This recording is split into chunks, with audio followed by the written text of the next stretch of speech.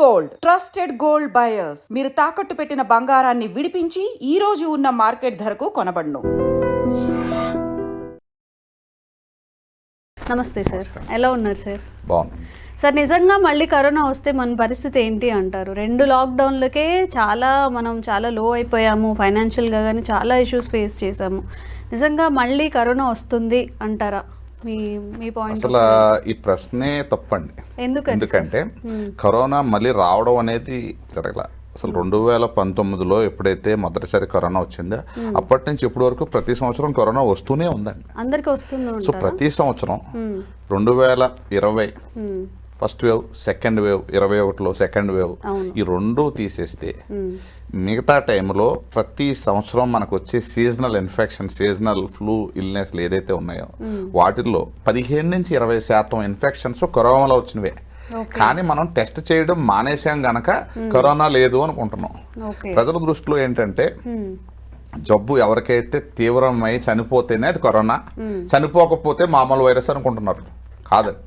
ఇప్పుడు corona virus, flu virus లేక swine flu virus, ఈ వైరస్లో ఒకసారి వస్తే అవి పోవడం అంటూ ఉండదండి, మన చుట్టూనే ఉంటాయి.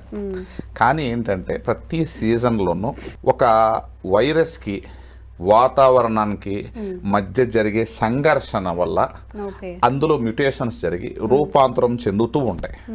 అలా రూపాంతరం చెందే ప్రక్రియలో అప్పుడప్పుడు కొన్నిసార్లు ప్రమాదకరంగా మారి వస్తూ ఉంటాయి.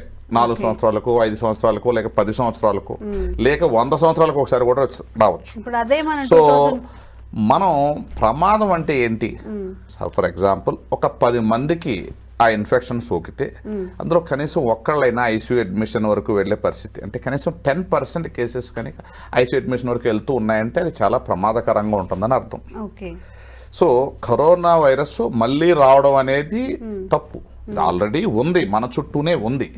కానీ ఇప్పుడు ఏం చేశారు అంటే న్యూ వేరియంట్స్, అంటే కొత్త వేరియంట్స్, మ్యూటేషన్స్ వచ్చి కొన్ని కొత్తగా మార్పు చెంది కొత్త వేరియంట్స్ గా వచ్చాయి అని చెప్తున్నారు. కానీ అవి కూడా ట్రాన్స్మిషన్ కానీ, అంటే ఎక్కువగా స్ప్రెడ్ అవడం కానీ, లేకపోతే ప్రమాదకరంగా మారడం కానీ, ప్రాణాంతకరంగా మారడం కానీ ఎక్కువగా లేవు అనేది కూడా ఇప్పుడు వరకు ఉన్న ఎవిడెన్స్ చెప్తుంది. సో ఇది ఈ వేరియంట్ని, కొత్త వేరియంట్ని కొనుక్కున్నప్పుడు కొన్నిసార్లు న్యూస్లో వస్తూ ఉంటుంది, అది చూసి కరోనా మళ్ళీ వచ్చిందంటారు. కరోనా ఎప్పటికీ మనతోనే ఉంటుంది, ఇంకో నెక్స్ట్ ఇయర్ కూడా మనతోనే ఉంటుంది. టెస్ట్లు ఎక్కువ చేస్తే కరోనా ఎక్కువ వచ్చినట్టు తెలుస్తుంది, టెస్ట్లు తక్కువ చేస్తే కరోనా తక్కువ వచ్చినట్టు తెలుస్తుంది. సో కరోనా కొత్తగా రాలేదు, ఆల్రెడీ ఉంది, కానీ కొత్త వేరియంట్ వచ్చింది ఇప్పుడు. కానీ అది ప్రమాదకరంగా మారిన దాఖలాలు అయితే ఇప్పటి వరకు లేవు. సో 2020, 2021లో వచ్చినట్టుగా, ఎస్పెషల్లీ సెకండ్ వేవ్ ఏదైతే వచ్చిందో దాన్ని డెల్టా వేరియంట్ అంటారు ఆ వైరస్ని, అప్పుడు వచ్చినట్టుగా అయితే రావడం అనేది చాలా చాలా కష్టతరమైన పని. అది వన్స్ ఇన్ ఏ సెంచురీ, 100 సంవత్సరాల్లో ఒకసారి మాత్రమే అటువంటి పరిస్థితులు వచ్చింది. అది ఎంత ప్రమాదకరం అంటే అది చెప్పడానికి కూడా కష్టం అంత. కానీ అలాంటివి ఇప్పుడైతే కనిపించట్లేదండి. ఓకే సార్, అయితే ఇప్పుడు మనం 2 కోవిడ్ లక్షణాలను చూసాం కదా, ఇప్పుడు ఈ 3rd కోవిడ్ అనుకోవచ్చు. ఈ సిమ్టమ్స్ అనేవి ఎలా ఉంటాయి? 3rd కోవిడ్ ఆల్రెడీ వచ్చిందమ్మా, ఒమైక్రాన్ మధ్యలో 3rd వేవ్ కూడా వచ్చింది. కానీ 3rd వేవ్ ప్రమాదకరంగా రాలేదు కనుక వచ్చినట్టు ఎవరికి గుర్తురా. 4th మ్యూటేషన్ అయితే 4th మ్యూటేషన్ కాదు, మధ్యలో చాలా సార్లు అది ప్రతి సంవత్సరం. ఇప్పుడు ఫర్ ఎగ్జాంపుల్ ఒక వైరస్ మనకు వస్తుంది, ఆ వైరస్ని బయటికి ఎలిమినేట్ చేయడానికి మన బాడీ కణాలని, యాంటీబాడీస్ని తయారు చేస్తుంది. సో వైరస్ అక్కడతో ఎండ్. నెక్స్ట్ టైం మళ్ళీ మనకు ఆ వైరస్ ఎట్లా ఎంటర్ అవుతుంది? కొత్త రూపాంతరం చెంది ఎంటర్ అవుతుంది, మ్యూటేట్ అయ్యి, న్యూ వేరియంట్. దాన్నే యాంటీజెనిక్ డ్రిఫ్ట్, యాంటీజెనిక్ షిఫ్ట్ అంటారు. అంటే వాటి స్ట్రక్చర్ లో మార్పు చేసుకుని అవి మళ్ళీ వస్తూ ఉంటాయి. సో వేరియంట్స్ వస్తూనే ఉంటాయి, అది నిరంతర ప్రక్రియ. అది సంవత్సరంలో ఎన్నిసార్లు మ్యూటేట్ అవుతుంది, ఎన్నిసార్లు వస్తుంది అనేది. కానీ కొన్నిసార్లు ఎక్స్ట్రీమ్ వేరియేషన్ ఇన్ టెంపరేచర్ వచ్చినప్పుడు, పొల్యూషన్ ఉన్నప్పుడు, అంటే అది వేరియస్ ఫ్యాక్టర్స్ ఇన్ఫ్లుయెన్స్ చేస్తాయి. సో ఇందా చెప్పినట్టుగా వాతావరణానికి, వైరస్ కి మధ్య జరిగే సంఘర్షణ వల్ల ఈ కొత్త వేరియంట్స్ పుట్టుకుని వస్తాయి. సో అటువంటి క్రమంలో కొన్నిసార్లు యాక్సిడెంటల్ గా డెడ్లీ వేరియంట్స్ వస్తాయి. కానీ డెడ్లీ వేరియంట్స్ రావడానికి ఛాన్స్ చాలా తక్కువ. It will be less than 0.5%. Okay. So second wave is deadliest. But అటువంటిది ప్రపంచంలో మళ్ళీ రావడానికి అవకాశం అయితే చాలా తక్కువ. ఓకే. సిమ్టమ్స్ ఎలా ఉంటాయి సార్? అంటే ఏ సేమ్ వైరస్ ఉంటాయా, మళ్ళీ మారుతూ ఉంటాయి? ఏ వైరస్ వచ్చినా జనరలైజ్డ్ సిమ్టమ్స్ ఏముంటాయండి? దగ్గు, జలుబు, గొంతు నొప్పి. కొన్ని వైరస్లు విరోచనాలతో ప్రజెంట్ అవుతాయి, కొన్ని జస్ట్ బాడీ పెయిన్స్, హెడ్ ఏక్, కాళ్ళు పిక్కలు పట్టడం, కొన్ని జాయింట్ పెయిన్స్తో రావడం, ఇలా మేనిఫెస్ట్ అవుతాయి. చాలా అరుదుగా మన బాడీలో ఎండ్ ఆర్గన్స్ డ్యామేజ్ చేసినప్పుడు, బ్రెయిన్ ఎఫెక్ట్ చేసినప్పుడు ఫిట్స్ రావడం, స్పృహలో సరిగ్గా లేకుండా పిచ్చి పిచ్చిగా మాట్లాడడం జరుగుతాయి. సో ఏ వైరస్ అయినా కూడా కేవలం ఫీవర్, బాడీ పెయిన్స్, దగ్గు, జలుబు ఇవి త్వరగా తగ్గట్లేదని చెప్పి మనం కంగారు పడుతూ ఉంటాం. అట్లనే ఈ టెంపరేచర్ చెక్ చేసుకుని ఆ టెంపరేచర్ యొక్క తీవ్రత, అంటే టెంపరేచర్ ఎక్కువ ఉంటే జబ్బు ఎక్కువ ఉన్నట్టు, టెంపరేచర్ తక్కువ ఉంటే జబ్బు తక్కువ ఉన్నట్టుగా మనం లెక్క పెట్టుకుంటాం. అది తప్పు. అలాగే డ్యూరేషన్ ఆఫ్ ఇల్నెస్, అంటే ఇప్పుడు ఫర్ ఎగ్జాంపుల్ ఫీవర్ 5 రోజులైనా తగ్గలేదు, 6 రోజులైనా తగ్గలేదు కాబట్టి ఇది చాలా పెద్ద జబ్బు అనుకుంటాం. ఆ లెక్క కూడా తప్పు. మన కాఫ్ కానీ, సోర్ త్రోట్ కానీ, కోల్డ్ కానీ ఈ లక్షణాలతో జ్వరం వచ్చినప్పుడు కొన్నిసార్లు 10 రోజులు పట్టినా దాన్ని ప్రమాదం అనకూడదు. సో ప్రమాదం అంటే ఏంటి అంటే మన ఆర్గాన్స్ బాడీలో డ్యామేజ్. మనకి ఏమున్నాయి organs? Brain, heart, lungs, liver, kidney. ఈ ఆర్గాన్స్లో ఏదో ఒక ఆర్గాను తీవ్రంగా డ్యామేజ్ అయితే ఆ జబ్బుని సీరియస్ అంటాం. కాంప్లికేటెడ్ ఇన్ఫెక్షన్ అంటే అర్థం any of these organs are damaged. For example brain మనకి ఎఫెక్ట్ అయింది, అయితే ఏమవుతుంది? మనం స్పృహలో లేకుండా పిచ్చి పిచ్చిగా మాట్లాడటం, పరాగ్గా మాట్లాడటం, మన సెన్సెస్లో సరిగ్గా ఉండడం, ఒక్కోసారి ఫిట్స్ వస్తాయి. అలా వచ్చిందంటే రే ఇన్ఫెక్షన్ బ్రెయిన్ వరకు స్ప్రెడ్ అయింది, దిస్ ఈజ్ సంథింగ్ సీరియస్ అని మనకు వస్తుంది. అలాగే హార్ట్ కనుక ఎఫెక్ట్ అయితే ఆ ఇన్ఫెక్షన్ వల్ల మయోకార్డైటిస్, పెరికార్డైటిస్ అంటుంది. సో వచ్చినప్పుడు ఏమవుతుందంటే గుండె అనుకున్న దానికంటే చాలా ఎక్కువ స్పీడ్గా కొట్టుకుని లంగ్స్లోకి వాటర్ చేరి 4 అడుగులు వేస్తే బెడ్ మీద నుంచి లేచి బాత్రూమ్ వరకు నడిచేటప్పటికి ఆయాస పడుతూ ఉంటాం. అలా వచ్చిందంటే ఇది చాలా ప్రమాదకరంగా మారుతుందని అర్థం. మూడో లక్షణం ఏంటి అంటే ఈ లంగ్స్ ఎఫెక్ట్ అయినప్పుడు, లంగ్స్లో నిమ్మ బాగా ఎక్కువైనప్పుడు అగైన్ ఆయాసం వస్తుంది, ఆక్సిజన్ సాచురేషన్ డిప్ అవుతుంది. సో ఆక్సిజన్ సాచురేషన్ డిప్ అవుతున్నప్పుడు ఆ జబ్బుని ప్రమాదం అంటాం. సో మనిషికి 4 అడుగులు వేసినప్పుడు ఆయాసం లేకపోయినా, స్పృహలో కాన్షియస్గా పూర్తిగా ఉండి పూర్తిగా నార్మల్గా మాట్లాడుతున్న మనిషి జబ్బు సీరియస్గా ఉన్నట్టుగా పరిగణించకూడదు. కేవలం బాడీ పెయిన్స్, టెంపరేచర్ బట్టి అసలు చెప్పకూడదు. సో అయితే ఈ ప్రమాదకర లక్షణాలు ఎప్పుడు రావచ్చు అంటే మనం చాలాసార్లు జ్వరం వచ్చిన మొదటి 2-3 రోజులు ఎక్కువ భయపడతాం. కానీ ప్రమాదకర లక్షణాలు ఈ organ damage, end organ damage ఎప్పుడు జరుగుద్ది? 4 నుంచి 8వ రోజు మధ్యలో ఎక్కువ జరుగుద్ది. యూజువల్గా డెల్టా వేవ్లో అయితే 14 రోజుల వరకు కూడా జరిగేది. బట్ అవి మారుతూ ఉంటుంది ఆ వేరియేషన్ అందులో. సో యూజువల్గా 4th డే నుంచి 8th డే మధ్యలోనే ఆర్గాన్ డ్యామేజ్ ఉంటుంది. సో మనం ఏదైనా బ్లడ్ టెస్ట్ చేసుకుని ఆర్గాన్స్ బాగున్నాయి లేదా, లివర్ బాగుందా లేదా, కిడ్నీ బాగుందా లేదా చూసుకోవాల్సిన అవసరం ఉంటుంది. ఎప్పుడు 5-6 రోజుల్లో చేసుకుంటే మంచిది. మొదటి రోజు 2వ రోజు చేసుకున్నప్పుడు ఏంటంటే మనకి అంతగా మార్పులు ఏం తెలియవు. సో ఎప్పుడైనా ఫీవర్ వచ్చినప్పుడు ఫస్ట్ 2 days 3 days మనం జస్ట్ పారాసిటమాల్, సెట్రిజిన్ అలాంటి టాబ్లెట్స్ తీసుకుంటూ మనం స్పాంజింగ్ చేసుకుంటూ ఎక్కువ లిక్విడ్ డైట్ తీసుకుంటూ ఉండి 2వ రోజు 3వ రోజు తర్వాత కూడా ఇబ్బందికరమైన పరిస్థితి ఉన్నప్పుడు డాక్టర్ దగ్గరికి వెళ్తే దానివల్ల ఎక్కువ ఉపయోగం ఉంటుందండి. కానీ మనం చాలాసార్లు ఏం చేస్తామంటే ఇలాంటివి వచ్చినప్పుడు ముందుగా టెస్టులు చేయించుకుంటే మంచిదని ఆలోచనతో ఎర్లీగా టెస్టులు చేయించుకుంటూ ఉంటాం. నన్ను అడిగితే ప్రాక్టికల్లీ ఈ వైరల్ ఇల్నెస్కి ఈ టెస్టులు చేయడం వల్ల పెద్దగా లాభం ఉండదండి. ఎందుకు అంటే ట్రీట్మెంట్ అనేది ఈ రిపోర్ట్స్ని బట్టి పెద్దగా ఇది ఉండదు. మనిషి యొక్క సిమ్టమ్స్, జబ్బు తీవ్రత రోగి ఇబ్బందులు డిసైడ్ చేస్తుంది. సో రోగి ఇబ్బందులు బట్టి మనం వైద్యం మారుతూ ఉంటుంది తప్ప ఎక్కువ రిపోర్ట్స్ ఎక్కువ ఇన్ఫ్లుయెన్స్ చేయలేదు. సో మొదటి 3-4 రోజులు అయితే పెద్దగా విలువ లేదు పరీక్షలకి. ఓకే సార్, కోవిడ్ వచ్చినప్పుడు ఇప్పుడైతే ఎలాంటి జాగ్రత్తలు తీసుకోవాలి? ఇప్పుడు ఏదైనా సిమ్టమ్స్ మనకి ఉన్నప్పుడు క్వారంటైన్ అని చెప్పి ఒక 15 days విడిగా ఉండడం, ఐసోలేట్ అవ్వడం ఇలాంటివన్నీ చేసాం కదా, అవే మెథడ్స్ ఇప్పుడు ఫాలో అవ్వాలి అంటారా? యాక్చువల్లీ కోవిడ్ 2019లో అది వచ్చినప్పుడు అది ఈ మధ్య కాలంలో గత 60-70 సంవత్సరాలు ఎప్పుడు 1920లో స్పానిష్ ఫ్లూ వచ్చిన తర్వాత అంతటి ఇబ్బందికరమైన పరిస్థితి రావడం అది మొదటిసారి. సో దానివల్ల ఏంటంటే ఏం చెయ్యాలో ఎవ్రీథింగ్ ఈజ్ ఎక్స్పెరిమెంటల్. అవును. సో మనం చేసే ప్రతి పని ఎక్స్పెరిమెంటల్, ఒక ప్రూఫ్ అంటూ లేదు ఈ పని చేస్తే ఇలా బాగుంటుందనే లేదు. సో కొంతమంది మేధావులు కూర్చుని కొన్ని ప్రపోజ్ చేశారు. ఆ ప్రపోజ్ చేసినప్పుడు ఈ క్వారంటైన్లని ఏమైనా పెట్టారు. So the concept of testing, isolating A case నిజంగా సక్సెస్ అయితే అంతమంది కోవిడ్ ఎందుకు వస్తుందండి? సో నన్ను అడిగితే ఏమవుతుందంటే, ఒకసారి సిమ్టమ్స్ ఒకసారి వస్తే మన సిమ్టమ్స్ రావడానికి 1 రోజు 2 రోజుల ముందే మనం ఆల్రెడీ స్ప్రెడ్ చేసి ఉంటాం మన పక్కన, మన ఫ్యామిలీ మెంబర్స్. సో టెస్ట్ చేసి మనం ఐసోలేట్ అయ్యి 15 రోజులు ఉండడం వల్ల ఎటువంటి లాభం ఉండదండి. అంటే ఫర్దర్ గా ఇంకెవరికైనా రాకుండా ఉండే అవకాశం ఏమైనా ఉండొచ్చు. సో మనకి ఏమవుతుందంటే, ఈ ప్రివెన్షన్ ఆఫ్ స్ప్రెడింగ్ ఇన్ఫెక్షన్ ఇలాంటివన్నీ కూడా మనం ఎప్పుడు ఆలోచించాలంటే ఆ తీవ్రత చాలా ఎక్కువ ఉన్నప్పుడు. ఫర్ ఎగ్జాంపుల్ మనం second wave for example first వేవ్లో లాక్డౌన్ పెట్టారు. లాక్డౌన్ పెట్టడం వల్ల ఈ ప్రపంచంలో ఎక్కడైనా ఎటువంటి ఉపయోగం జరిగిందా అంటే నన్ను అడిగితే బిగ్ జీరో. లాక్డౌన్ వల్ల ఆర్థిక పరమైన నష్టాలు జరిగాయి తప్ప కోవిడ్ ఇన్ఫెక్షన్ స్ప్రెడ్ అవడం అయితే ఆగలే. 2 నెలలు నిజంగా లాక్డౌన్ అయితే ఎటువంటి ఉపయోగం జరగల.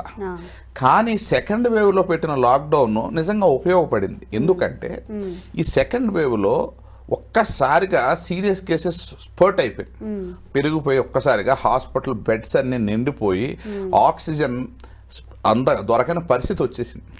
సో అటువంటి పరిస్థితుల్లో ఏంటంటే ఈ లాక్డౌన్ పెట్టడం వల్ల lockdown cannot stop infection, spreading infection, but speed of spreading infection అంటే ఎంత త్వరగా అందరికీ చేరుతుంది అనేది ఏదైతే ఉందో దాన్ని స్పీడ్ని ఆపగలదు.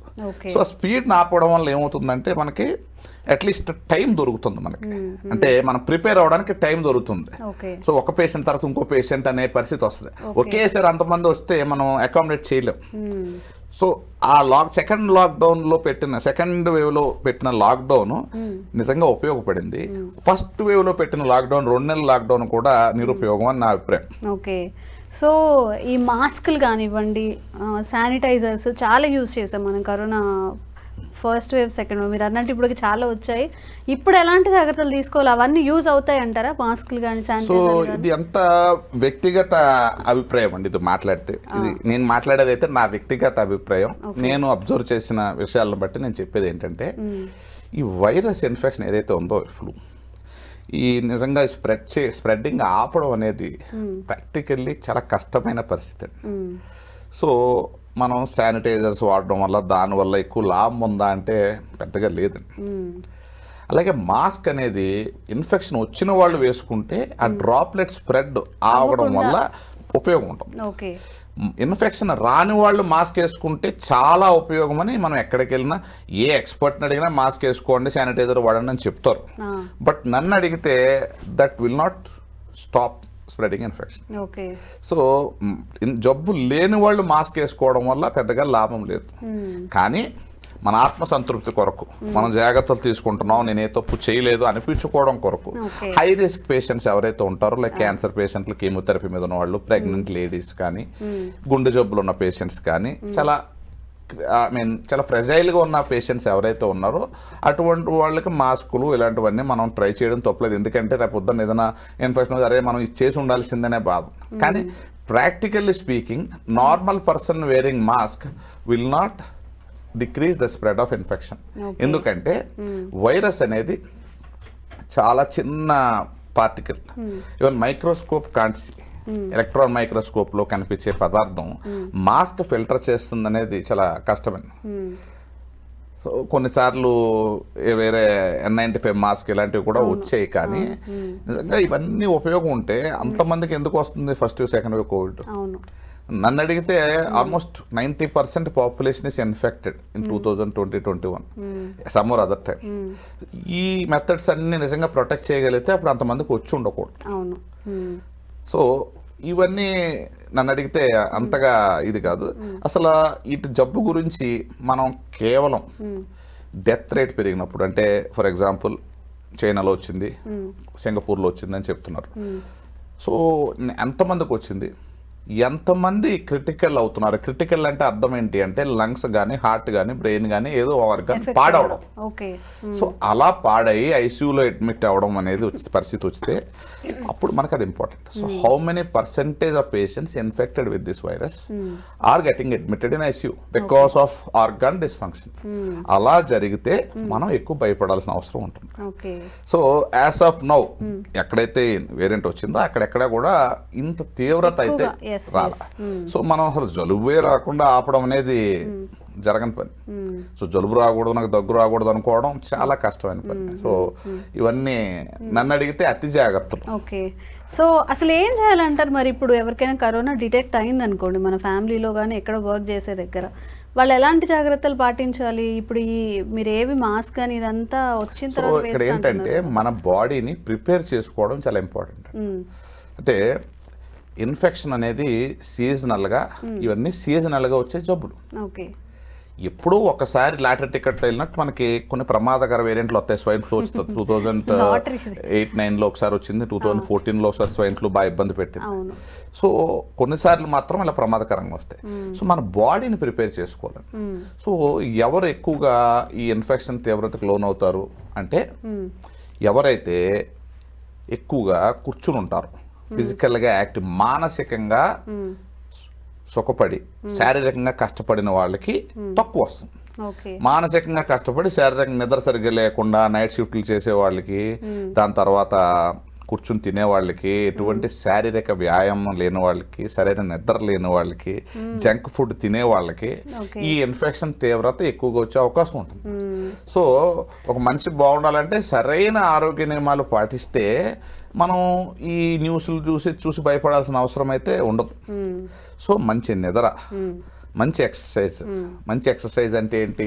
వాకింగ్ కాదండి. Walking is not exercise.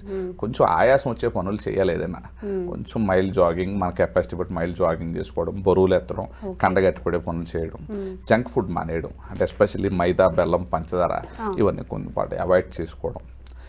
తర్వాత ఎక్కువ సరైన వాటర్ తీసుకోవడం, టైంకి నిద్రపోవడం. టైంకి తినడం కాదండి, టైంకి నిద్రపోవడం చాలా ఇంపార్టెంట్. ఇలా చేస్తే మనకి ఇన్ఫెక్షన్ తక్కువగా వచ్చే అవకాశం ఉంటుంది. సో మనం ఇవి బాగా చెయ్యాలి. ఇవి వదిలేసి మనం శానిటైజర్లు, మాస్కులు చుట్టూ తిరిగితే ఎటువంటి ఉపయోగము ఉండదు. అలాగే వ్యాక్సిన్లు తీసుకున్నా ఎటువంటి ఉపయోగం ఉండదు. Flu shots for example, flu shots తీసుకుంటారు. ఫ్లూ షాట్స్ నేను నా చిన్నప్పటి నుంచి వింటున్నా, ఫ్లూ షాట్స్ అని. కానీ ఎన్నిసార్లు ఫ్లూ షాట్స్ ఇచ్చినా number of cases of flu అయితే ఎక్కడ తగ్గలేదు. Number of admissions due to flu అయితే ఎక్కడ తగ్గల. సో ఇవన్నీ నిరుపయోగమైన పనులండి. సో మనం చేయాల్సిన బేసిక్ పనులు మనం చేసుకోవాలి. అవి చూసుకుంటూ అంటే ఫర్ ఎగ్జాంపుల్ స్పోర్ట్స్ పర్సన్స్, వ్యవసాయ కూలీలకి, వీళ్ళకి తక్కువగా వచ్చే అవకాశం ఉంటుంది ఇన్ఫెక్షన్. వాళ్ళలా మనం ఉండాలని చెప్తున్నాం. ఫిజికల్ ఎక్సర్సైజెస్ ఎక్కువగా, శారీరక కష్టం, మానసిక సుఖం, అవాయిడింగ్ జంక్ ఫుడ్, 3 ఫాలో అయితే మనకి ఇన్ఫెక్షన్ తీవ్రత తక్కువ ఉంటుంది. ఆ జాగ్రత్తలు తీసుకుంటే చాలు. ట్రీట్మెంట్ ఎలా ఉంటుంది సార్? దీనికి ఎలాంటి ట్రీట్మెంట్ తీసుకోవాలి? సో ట్రీట్మెంట్ అంటే ఏ వైరస్ అయినా, అంటే అది కరోనా అవ్వచ్చు, స్వైన్ ఫ్లూ అవ్వచ్చు, డెంగ్యూ అవ్వచ్చు, నార్మల్ ఫ్లూ కావచ్చు, ఈ వైరస్ని డైరెక్ట్గా అటాక్ చేసే మెడిసిన్స్ అంటూ ఏమీ ఉండవండి. ఉన్నాయని నమ్మించి మనతో మందులు వాడిస్తాం. అవునా? ఇప్పుడు ఫర్ ఎగ్జాంపుల్ కరోనా వచ్చినప్పుడు రెమిడిసివిర్ ఇంజెక్షన్ ఉంది, ఫ్లావిపిరావిర్ అనే టాబ్లెట్ వచ్చింది, మోల్పినవిర్ అనే టాబ్లెట్ వచ్చింది. ఆఖరికి ఈ ఇన్ఫెక్షన్ వచ్చినప్పుడు కాక్టైల్ యాంటీబాడీ అని ఒకటి ఇచ్చేసారు, 60,000-70,000 ఇంజెక్షన్. నన్ ఆఫ్ దెమ్, ఈ 4 మందులు దేనికి పనిచేయవు. They are equal to salt water. దేనికి పనిచేయవు. కానీ ఆ వచ్చిన కొత్తలో ఒక ప్రెషర్ క్రియేట్ చేశారు. ఫర్ ఎగ్జాంపుల్ రెమిడిసివిర్ ఇంజెక్షన్ వచ్చినప్పుడు ఒక ఫాల్స్ స్టడీ ఫస్ట్ పబ్లిష్ చేసి రెమిడిసివిర్ ఈజ్ సో హెల్ప్ఫుల్, అది ఎబోలా వైరస్ కోసం ఫస్ట్ తయారు చేశారు, అది అక్కడ ఎందుకు పనిచేయక నిరుపయోగంగా అని కంపెనీ దివాలా తీసే పరిస్థితిలో ఉన్నప్పుడు దీని మీద తోశారు. సో రెమిడిసివిర్ ఇంజెక్షను రీసెర్చ్లో ఏం చెప్పింది అంటే మార్టాలిటీని తగ్గించదు, కానీ హాస్పిటల్ స్టే 4 రోజులు తగ్గిస్తుంది, దానివల్ల కొన్ని డబ్బులు సేవ్ అవుతాయి పేషెంట్కి అని చెప్పారు. దాన్ని మనం మార్చి రెమెడీస్యూర్ అంటే ఇంకా అది సంజీవిని, అది లేనిదే మనిషి చచ్చిపోతాడు అని చెప్పి క్రియేట్ చేసి అసలు బ్లాక్ మార్కెట్ లో అమ్మేశారు. సో వైరస్ ని టార్గెట్ చేసే మెడిసిన్ ఈ వైరస్ అంటే వేరే వైరస్లు ఉంటాయి, hepatitis B, hepatitis C, HIV, ఆ వైరస్ కి మెడిసిన్ ఉంటుందండి. ఈ flu, swine flu, corona, dengue ఈ వైరస్ కి మెడిసిన్ అంటే ఏముండదు. సో ఈ ఎర్లీ డిటెక్ట్ చేయడం, దాన్ని ఎర్లీ డిటెక్షన్ అండ్ ట్రీట్మెంట్ ఏదైతే అనుకుంటారో ఆ కాన్సెప్ట్ తప్పు. ఆ జబ్బు తీవ్రత బట్టి ట్రీట్మెంట్ చేస్తూ ఉండాలి. సో యాక్చువల్గా ఈ వైరస్ మన ఒంట్లోకి వెళ్ళినప్పుడు అసలు జరిగే ప్రక్రియ ఏంటి, ఎందుకు కొంతమందికి సీరియస్ అవుతుంది, కొంతమందికి సీరియస్ కాదు, ఈ కాన్సెప్ట్ చాలా ఇంపార్టెంట్. ఫర్ ఎగ్జాంపుల్, నా బాడీలోకి వైరస్ దూరింది, నా బాడీ ఏం చేస్తుంది, ఆ వైరస్ని తరిమేయడానికి చూస్తుంది. సో ఆ ప్రక్రియలో నా బాడీ ఓవర్గా రియాక్ట్ అయ్యి ఎక్సెస్ యాంటీబాడీస్ తయారు చేసినప్పుడు ఆ వైరస్ ఏం చేస్తుంది అంటే అది కూడా తప్పించుకోవడానికి ట్రై చేస్తుంది. తప్పించుకోవడానికి ట్రై చేసినప్పుడు మాలిక్యులర్ మిమిక్రీ అంటారు. అంటే ఏంటంటే ఫర్ ఎగ్జాంపుల్ డెంగ్యూ తీసుకున్నాం అనుకోండి, అది ప్లేట్లెట్స్ ఎట్లా ఉన్నాయో ఆ రకంగా ఆ వైరస్ తయారవుతుంది. తయారై it will hide in the name of platelets. So మన యాంటీబాడీస్ వెళ్ళి వైరస్ని అటాక్ చేయబోయి ప్లేట్లెట్స్ని కొడతాయి. చికెన్ గన్నే వైరస్ ఉంది, జాయింట్ మెంబ్రెయిన్ లాగా, so it will attack joint. అలాగే కరోనా వైరస్ లంగ్ ప్యారన్కేమా మిమిక్ చేస్తుంది. సో అక్కడ అలాగే కరోనా వైరస్ డెడ్లీ వేరియంట్, ఈ సెకండ్ వేరియంట్ వచ్చినప్పుడు ఏమైందంటే ఈ యాంటీబాడీ ప్రొడక్షన్ ఎక్కువైపోయి ఈ యాంటీబాడీస్ ఎక్కువ రిలీజ్ అయ్యి ఆ యాంటీజెన్ వైరస్ని టార్గెట్ని హిట్ చేసినప్పుడు కొన్ని కెమికల్స్ రిలీజ్ అవుతాయి. ఆ కెమికల్స్ రిలీజ్ అయినప్పుడు ఆ ఎక్సెస్ రిలీజ్ అయిపోతాయి. దాన్ని సైటోకైన్ స్టార్మ్ అంటారు బాడీలో. అవి మన బాడీని డ్యామేజ్ చేసేస్తాయి. అంటే మన ఒంటి మీద మనం పెట్రోల్ పోసుకొని కాల్చుకున్నట్టు. సో ఆ యాంటీబాడీ ప్రొడక్షన్ ఎక్కువైపోయినప్పుడు ఏమవుతుందంటే ఈ blood clotting capacity, bleeding capacity, ఇదంతా ఒక పద్ధతిలో జరిగే ప్రక్రియ ఏదైతే ఉందో అది బ్రేక్ డౌన్ అయిపోతుంది. సో మెల్లమెల్లగా ఏమవుతుందంటే దట్ లీడ్ టు డిఐసి అంటారు, డిసెమినేటెడ్ ఇంట్రాస్యులర్ కోయాగులేషన్ అంటారు. అలా ఆర్గన్ డ్యామేజ్ అయ్యి డెత్ అయ్యే అవకాశం ఉంటుంది. కొన్నిసార్లు ఏమవుతుంది అంటే ఈ మాలిక్యులర్ మిమిక్రీ ఏదైతే జరుగుతుందో జరిగినప్పుడు ఈ రక్తనాళాలు ఉంటాయి. ఈ రక్తనాళాల లోపల పొర ఏదైతే ఉంటుందో దానికి అనుకూలంగా వైరస్ రూపాంతరం చెందుతుంది. రూపాంతరం చెందినప్పుడు యాంటీబాడీస్ వెళ్ళి వైరస్ని కొట్టబోయి మన రక్తనాళాలను కొట్టేస్తాయి. కొట్టేసినప్పుడు ఏమవుతుంది, ఆ ఇంజరీ అయ్యి రక్తనాళం ఇంజరీ ఎప్పుడైతే ఇంజరీ అవుద్దో బాడీ కాంపన్సేట్ చేస్తూ అక్కడ క్లాటింగ్ క్రియేట్ చేస్తుంది. సో దానివల్ల రక్తనాళాల్లో బ్లడ్ క్లాట్స్ వస్తాయి. సో అందుకే చాలా మందికి ఈ హార్ట్ అటాక్స్ రావడం, అలాగే తుంటి జాయింట్ పాడైపోవడం జరిగింది. కానీ చాలా మంది ఏం చెప్పారు, తుంటి జాయింట్ స్టెరాయిడ్ వాడడం వల్ల పాడైంది అన్నారు. తుంటి జాయింట్ స్టెరాయిడ్ వాడడం వల్ల కాదు, వైరస్ మూలానే జరిగింది. Avascular necrosis of hip. అలాగే హార్ట్ ఏదైతే హార్ట్ అటాక్ వచ్చిందో ఇది కూడా మన యాంటీబాడీస్ వెళ్ళి ఆ రక్తనాళాలను అటాక్ చేయడం వల్ల క్లాట్ ఫార్మేషన్ జరిగింది. అలాగే బ్లాక్ షుగర్ కూడా ఫామ్ అయింది. ఈ షుగర్ రావడం అనేది ఏంటంటే 2-3 కారణాలు ఉంటాయి. ఈ షుగర్కి ఏంటంటే ఈ వైరస్ కొన్నిసార్లు ప్యాంక్రియాస్ని అటాక్ చేసి ప్యాంక్రియాస్ ఇన్ఫ్లమేషన్ వస్తుంది, దానివల్ల వచ్చింది. 2, any stressful condition, any infectious condition వచ్చినప్పుడు ఆ స్ట్రెస్కి కెమికల్స్ రిలీజ్ అయినప్పుడు ఇంటర్లూకిన్స్, సైటోకైన్ స్టార్మ్ వచ్చినప్పుడు షుగర్స్ ఫ్లక్చుయేట్ ఎక్కువ అవుతాయి. దానికి తోడు మనం ఆ ట్రీట్మెంట్లో ఎంతో కొంత స్టెరాయిడ్ వాడుతూ ఉంటాం, జబ్బు తీవ్రత ఎక్కువ ఉన్నప్పుడు వాడినప్పుడు ఈ షుగర్స్ పెరుగుతాయి. సో షుగర్ కంటే కూడా ఎక్కువ ఈ ఆటో యాంటీబాడీస్ వచ్చి రక్తనాలను అటాక్ చేసి హార్ట్ అటాక్స్ కలిగించడం, అలాగే ఈ తుంటి జాయింట్లు పాడవడం, ఇలాంటివన్నీ జరిగినాయి. అలాగే సెకండ్ వేవ్ లో కొన్నిసార్లు బ్లాక్ ఫంగస్ వచ్చింది.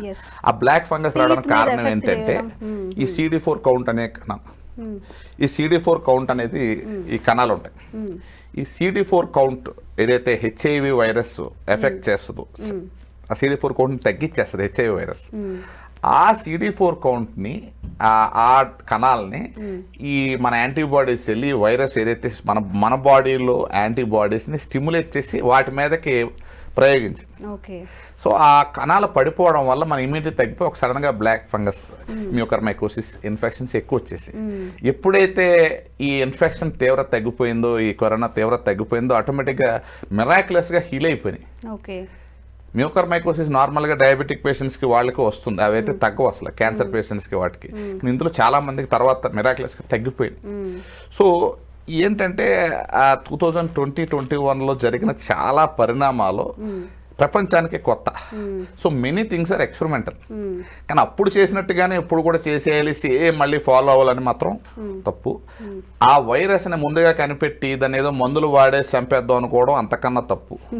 సో మనం ఏంటంటే ఆ జబ్బు తీవ్రత బట్టి ఆ సిమ్టమ్స్ని తగ్గించే వైద్యం చేసుకుంటూ ఉండాలి. సరే, ఇంకొక క్వశ్చన్, ఒకవేళ మనం అలా అనుకోవద్దు, ఒకవేళ ఇప్పుడు కూడా అంత సివియారిటీ సీరియస్ కేసెస్ ఫామ్ అయితే, ఇప్పుడు కోవాక్సిన్ కోవిషీల్డ్ ఎలా అయితే వ్యాక్సిన్స్ ఇచ్చారో, ఇప్పుడు మనం రెడీగా ఉన్నామా వేరే వ్యాక్సిన్స్ ఏమైనా తీసుకోవడానికి మన దగ్గర? అసలు నన్ను అడిగితే వ్యాక్సిన్ ఇటువంటి వైరస్లకి పనిచేయదండి. ఎందుకంటే ఈ రూపాంతరం చెందుతూ ఉంటాయి, 15 రోజులకు ఒకసారి, నెల రోజులకు ఒకసారి మ్యూటేట్ అయిపోతాయి. ఫర్ ఎగ్జాంపుల్ ఒక వైరస్కి వ్యతిరేకంగా వ్యాక్సిన్ తయారు చేస్తే ఆ వైరస్ అది ల్యాబ్లో ఆ వ్యాక్సిన్ తయారు చేసి మ్యానుఫ్యాక్చర్ చేసి బయటకు వచ్చే టైంకి ఆ పర్టికులర్ వైరస్ ఇక్కడ సొసైటీ ఉండదు, అది మారిపోయి కొత్త వైరస్ వచ్చేస్తుంది. సో ఫ్లూ వైరస్కి కరోనా వైరస్కి వ్యాక్సిన్ అనేది ప్రాక్టికల్లీ అంత పాసిబుల్ కాదని. సో వ్యాక్సిన్ తీసుకుంటే ఇన్ఫెక్షన్ రాదు అనేది తప్పు. నన్ను అడిగితే ఇన్ఫెక్షన్ వచ్చినా మనకి ఏం కాకుండా ఉండాలని మనం ప్రిపేర్ చేసుకోవాలి బాడీని. సో ఇప్పుడైతే యాజ్ ఆఫ్ నో వరీ కావాల్సిన విషయాలు అయితే ఏమీ కనిపించట్లేదు. So let us not panic. మామూలుగా ఇప్పుడు ఉన్నట్టుగానే అందరూ అప్రమత్తత ఇది ఏదైనా మాట్లాడుతూ ఉంటారు. అప్రమత్తత ఏమీ అవసరం లేదు, మామూలుగానే ఉండాలి. అందరూ హ్యాపీగా నిద్రపోండి, జంక్ ఫుడ్ మానేయండి, సంతోషంగా ఉండండి, హ్యాపీనెస్ హార్మోన్స్ని పెంచుకోవాలా, ఎక్సర్సైజ్ చేయాలా, మంచిగా నిద్రపోవాలా, చాలు. ఇవే ద బెస్ట్ ఇమ్యూనిటీ ఇచ్చే. కరోనా మెడిసిన్ అంటారు, ఇమ్యూన్ బూస్టర్స్ అని ఇవన్నీ రకరకాల మందులు అమ్మేస్తారు, అవన్నీ ఏం అవసరం లేదు. సంతోషం, నిద్ర, exercise, avoiding junk food. But అదే లేవు కదా సార్, ఇప్పుడు నిద్ర లేదు. సో నన్ను అడిగితే ప్రజలు అసలు కరోనా గురించి న్యూస్ చదవడం మానేస్తే మంచిది. అవునా?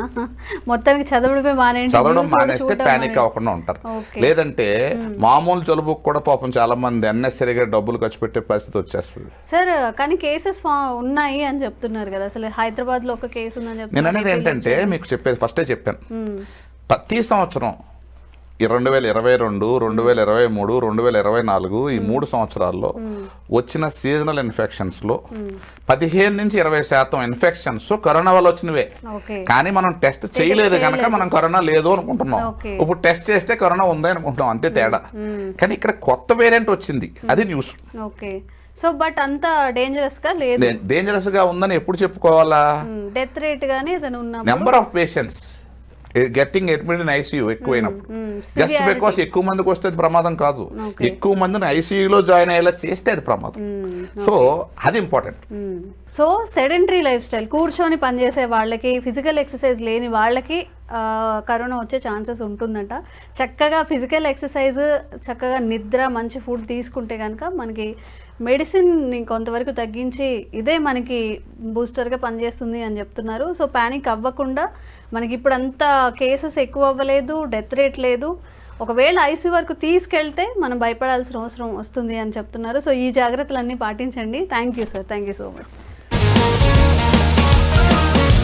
Sir, one life lesson what medicine has taught you. Whatever you can do without expecting. But I really believe మన పాజిటివ్ యాటిట్యూడ్ ఉంటేనే మనం ఏదైనా సాధించగలం. గట్ని మనం కరెక్ట్ గా డీల్ చేసినట్లయితే అది మనకి పాజిటివ్ హార్మోన్స్ ని రిలీజ్ చేస్తుంది. షుగర్ వచ్చిన వాళ్ళ పరిస్థితి ఏంటి? పొట్ట దగ్గర పెరిగితే దాన్ని ఆండ్రాయిడ్ అంటారు, ఆండ్రాయిడ్ ఫోన్ కదా. అసలు థాట్స్ ఎందుకు వస్తాయి? బ్రెయిన్ డెడ్ అంటే దానికి ప్రపంచం అంతా కూడా కొన్ని నిర్దిష్టమైనటువంటి లక్షణాలు. మానసికంగా ధైర్యంగా ఉంటే క్యాన్సర్ జయించవచ్చు. You are a doctor for a cause sir, అంతే. వాళ్ళకి వచ్చిన ఆదాయం కాకుండా ఫ్రీ సర్వీస్ ఎంతమందికో చేస్తారు.